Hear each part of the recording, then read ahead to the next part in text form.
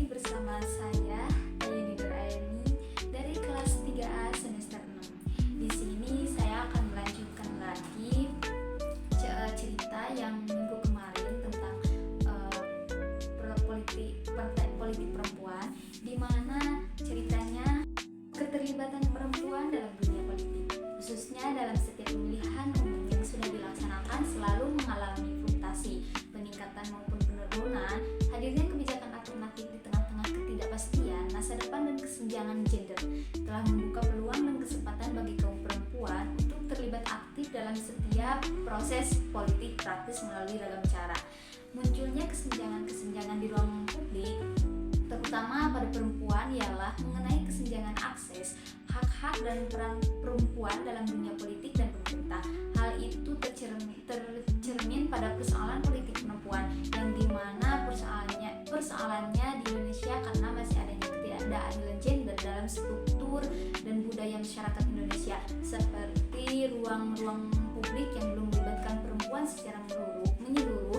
Oleh karena itu, dengan adanya regulasi yang mengatur pemenuhan hak perempuan dalam dunia politik dan pemerintah membawa angin segera bagi perkembangan demokrasi dan ketepatan dalam membuat kebijakan publik yang berbasis pada gender.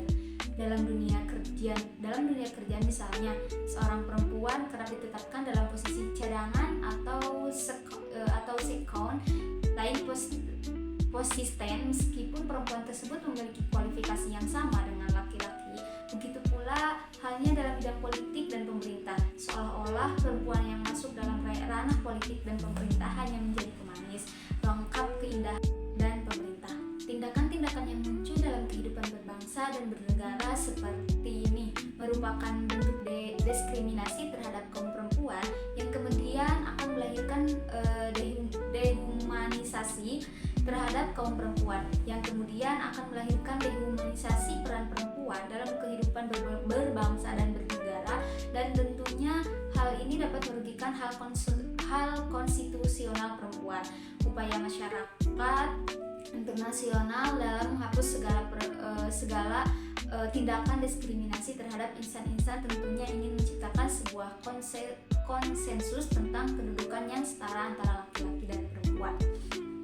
Artinya, konsensus tentang kedudukan yang setara antara laki-laki dan perempuan itu tidak membedakan dari aspek gender, agama, bangsa, suku, atau hal-hal lainnya, seperti upaya yang telah dirumuskan dalam pasal 1 DUHAM tahun 1984 yang berbunyi seperti keterlibatan kaum perempuan dalam dunia politik, khususnya dalam setiap pemilihan umum yang sudah dilaksanakan selalu mengalami fluktuasi, peningkatan maupun penurunan. Hadirnya kebijakan alternatif di tengah-tengah ketidakpastian masa depan dan kesenjangan gender telah membuka peluang dan kesempatan bagi kaum perempuan untuk terlibat aktif dalam setiap proses politik praktis melalui ragam cara.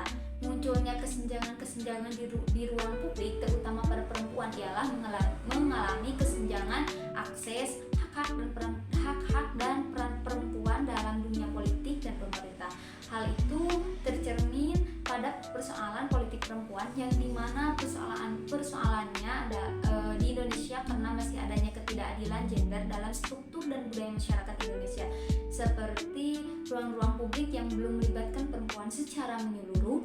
Oleh karena itu, dengan adanya regulasi yang mengatur pemenuhan hak-hak perempuan dalam dunia politik dan pemerintah membawa angin segar bagi perkembangan demokrasi dan ketetapan dalam membuat kebijakan publik yang berbasis pada gender.